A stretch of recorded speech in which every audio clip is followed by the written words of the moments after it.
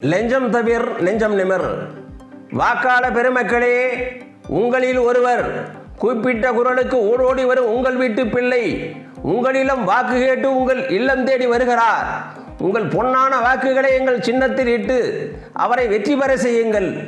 இது போன்ற பரப்புரையை நாம் நினைவு தெரிந்த நாளிலிருந்து நாடாளுமன்ற தேர்தல், சட்டமன்ற தேர்தல், உள்ளாட்சி தேர்தல் நேரங்களில் கேட்டு வருகிறோம். இவர்களில் உள்ளாட்சி தேர்தலில் போட்டியிட்டு வெற்றி பெறும் பிரதிநிதிகளை அடிக்கடி நாம் கண்டு பேச முடியும் என்கின்ற நிலை முன்பு இருந்தது. இப்போது வாக்குரிமையை மட்டும் ஊரில் வைத்துக்கொண்டு தேர்தலில் வெற்றி பெற்ற பின் நகர்பகுதியில் மற்றொரு வீடு வாங்கி அங்கு குடியிருந்து கொண்டு சொந்த ஊருக்கே சுற்றுலா போல வந்து போகும் உள்ளாட்சி பிரதிநிதிகள் ஆயிரக்கணக்கானோர் உள்ளனர். அத்தகைய நாட்டில் சட்டமன்ற, நாடாளுமன்ற உறுப்பினர்களை கண்டு பேசுவது அவ்வளவு எளிதா என்ன? சட்டமன்ற கூட்டத்தொடர் உள்ளதாகவும் கட்சி கூட்டம் இருப்பதாகவும் கூறி சட்டமன்ற உறுப்பினர்கள் சென்னையிலேயே எப்போதும் இருப்பர். முதலமைச்சரோ அமைச்சரோ அரசு விழாவுக்கு வரப்போகிறார் என்று தெரிந்தால் அத்தகைய நாட்களில் தொகுதிக்கு வந்து செல்லும் சிறப்பு விருந்தினராகவே சட்டமன்ற உறுப்பினர்கள் உள்ளனர். ஒவ்வொரு தொகுதியிலும் சட்டமன்ற உறுப்பினர் அலுவலகங்கள் உள்ளன.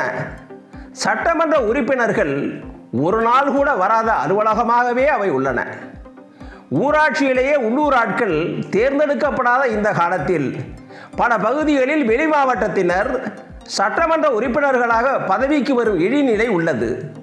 மக்களவை உறுப்பினரும் நாடாளுமன்ற கூட்டத்தொடரில் பங்கேற்க, நிலைக்குழு கூட்டங்களில் பங்கேற்க என்று அடிக்கடி டெல்லி சென்று வருகிறார். தொகுதிக்குள் அரசு விழா நடந்து அதில் பிரதமர், மத்திய அமைச்சர்கள், அவர் சார்ந்த கட்சியின் தலைவர் பங்கேற்றால் அப்பொழுது பெயருக்கு மக்களவை உறுப்பினர் வந்து பங்கேற்பது உண்டு. இத்தகைய சூழலில்தான் குறிப்பிட்ட குரலுக்கு ஓடோடி வருபவர் உங்கள் வீட்டு பிள்ளை என்றெல்லாம் பச்சை பொய் சொல்லி பரப்புரை செய்கின்றனர். நாங்கள் ஆட்சிக்கு வந்தால் வீடுதோறும் தண்ணீர் வழங்குவோம் என்றார்கள். கடும் கோடையில் வழங்காததால் கேன் தண்ணீர் விலைக்கு வாங்க வேண்டியதாகிவிட்டது. ஆனால் அவர்கள் உறுதியளித்தபடி ஒவ்வொரு ஆண்டும் மழைக்காலத்தில் வீடு தேடி தண்ணீர் வருகிறது. ஆறுகளிலும் வாய்க்கால்களிலும் தண்ணீரை தடையின்றி பாய்வதற்காகவும், ஏரிகளிலும் குளங்களிலும் அதிக தண்ணீரை தேக்குவதற்காகவும் அவற்றை தூர்வாருவோம் என்று உறுதியளித்தார்கள். மணலை துடைத்து அள்ளுவதையும் மண்ணை அள்ளி விற்பதையும் தான் தூர்வாரும் பணியாக அவர்கள் கருதுகின்றனர் என்பது காலம் கடந்துதான் மக்களுக்கு தெரிகிறது. எங்கள் ஆட்சியில் தமிழ் வளர்ச்சிக்காக ஆவணம் செய்வோம் என்றனர். அரசு பள்ளிகளிலும் அரசு உதவி பெறும் பள்ளிகளிலும் பயிற்று மொழியாக இருந்த தமிழ் இன்று ஒரு பாடமாக மட்டுமே உள்ளது. தனியார் பள்ளிகளில் ஒரு பாடமாக கூட இல்லாத நிலை உள்ளது. சொன்னதையும் செய்வோம், சொல்லாததையும் செய்வோம் என்று தலைவர் உறுதியளித்தாரே, சொல்லாததையும் செய்வோம் என்று அவர் சொன்னதில் தமிழை ஒழித்து கட்டுவது ஒன்றோ என்கிறார் திருவாளர் தமிழர்.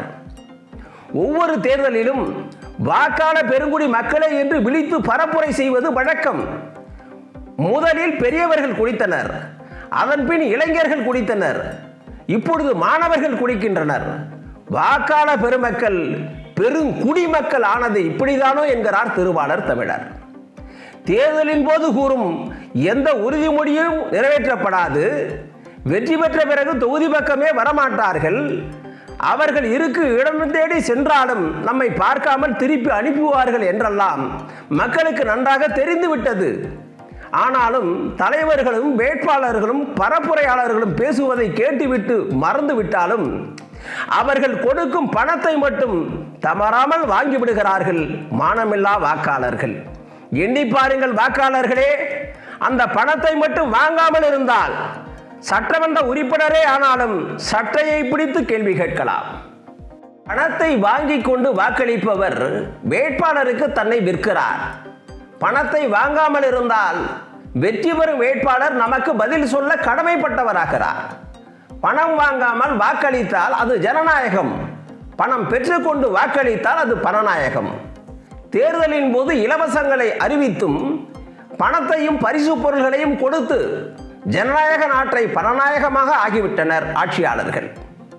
பணம் பொருள் வாங்காமல், சாதி மதம் பாராமல், காட்சிக்கு எளியவராக, கடுஞ்சொல் பேசாதவராக, நல்ல நோக்கம் உடையவராக இருக்கும் வேட்பாளருக்கு வாக்களித்து ஜனநாயகத்தை மீட்டெடுக்க வேண்டும் என்கிறார் திருவாளர் தமிழர். இந்த செய்தி அறிக்கை இத்துடன் நிறைவடைந்தது. இந்த வீடியோ உங்களுக்கு பிடித்திருந்தா லைக் பண்ணுங்க, ஷேர் பண்ணுங்க. நாம் அதிகம் நேசிக்கும் நம் தமிழ்நாட்டில் நேர்மை தீ பரவ உடனே சப்ஸ்கிரைப் பண்ணுங்க.